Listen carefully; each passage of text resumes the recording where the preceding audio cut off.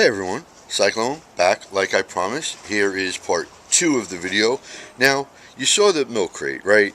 That's going to hold my bag, that's going to hold the rods, that's going to hold the net, that's going to hold everything. And possibly also a GoPro. I don't know how I'm going to set my GoPro up when I start doing this. But, how to get the rods on.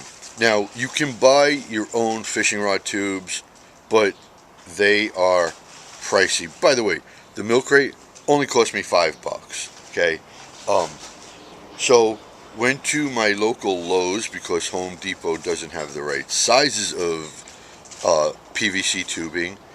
Got a 8-foot long, 1.5-inch PVC tube, and I made my own fishing tubes. And once again, everything here is going to be red, white, and blue, so spray painted it red, white, and blue. I'll get into that in a minute.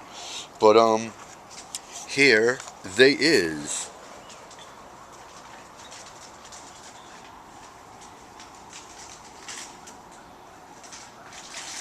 Now, I'm going to tell you how I got the flange up on top, nice and solid. Look at this. This is actually really, really good. And I actually made 7 of these. I'm only going to need 5. Better to have a little bit extra, I think. So here's how you make a PVC rod holder the right way. There are some people that just cut it and boom, leave it. And I mean, I guess you could do it, but your reel handle is going to clack against the top. You don't want to do that. Your reels are expensive as hell. So take acetone, wipe down the PVC, get that nice and clean. Then you're going to sand it. I use 120 grade sandpaper. It's quick sanding. You don't have to sit there forever doing this. Then it's ready to spray paint. Spray paint it red, white, and blue. But actually, before that, once you cut them down to size, and these are all 12 inches, I believe I cut them down to. You have to get that flange out. So, you take a heat gun, a little bit run up on the outside part. Let me do it up on the blue just to show you. Right along the tip, you would heat gun it, and then mostly inside. This is the key to this. You inside it. You can see how it's expanded to a beautiful flange. Not to the point where you're burning the PVC. You don't want to do that. But then what you do is you take a bottle, something with a graded extension, a nice good curve to the bottle. Put it in, and it will expand because you just use the heat gun, and PVC expands when heated. You simply hold it inside the tube. I did it for 20 seconds. You could do it for 30 or 40 seconds. Take it out. Dunk it in ice cold water for like 5-10 seconds. And boom, you have your flange. See? Nice and good. Now, what I did then is that's when I did the acetone and I sanded it down. But I still needed the cut in the PVC for the reel handle.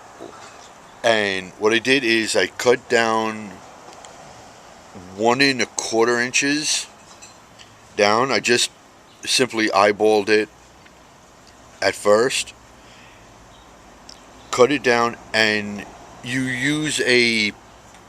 could use a couple of different ways. What I use, honestly, is a PVC handsaw. Simply cut it down, then I spray painted. And after the red was dry, here's what I did. To get, now this is actually around the flange right here is not just spray paint. It's spray paint, and on top of the spray paint is 2 layers. I did it twice. Did it once, let it dry, did it a second, just to make it really strong and safe. Plasti dip. You could use Flex Seal, I guess. You could use any type of material that makes things with a plastic cover. But I used red Plasti dip, which did have to cost because I had to ship it from California. Like I said, I could have gone with a black, which is what the stores around here have in stock. But this is a red, white, and blue project, so I had to order red, which nobody around here has, by the way. So once I did that, you dip it in the Plasti dip, a 1/4 inch at a time, at 10 seconds each. Pull it out, and you let it dry, at least this type of a project, upside down. And what this does is provide a border, I'll show you with my fingers, right here, because this is now plastic covering over this. So it will protect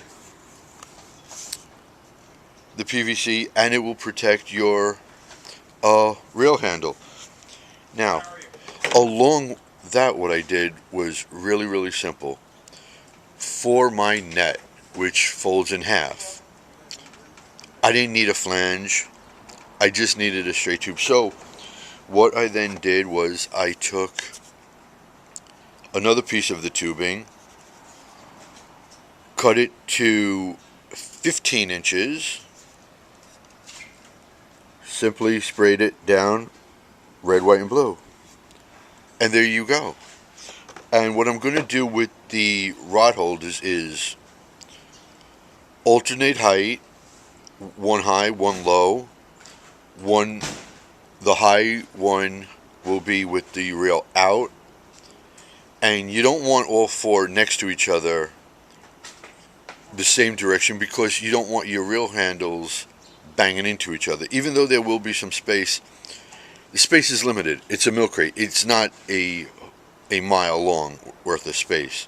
So, being that it's only 19 inches and I have 4 rods, and you have to give space for the middle, for the handle, and simply put, you have to alternate high and low, and you have to turn it slightly. So what I'm going to do is, you will see in the next clip, bolt these into something really nice, and then bolt that onto the crate. You could, if you want to be simple, you could quite honestly just take this and use zip ties and zip tie it. Sorry, traffic's building up on the block at 7 o'clock on a Friday morning. Go figure. You could use zip ties and just lock it onto your milk crate that way. Yes, that's a simple way. That's the really cheap way. That's not going to be me on this project, and it wasn't. But that's going to be part 3. So, ladies and gentlemen, once again, Psyche Prods, CYCIE Instagram, Facebook, and YouTube. Like, follow, share, and do all that fun stuff. I am coming back with part 3 in just a few minutes. Bye for now.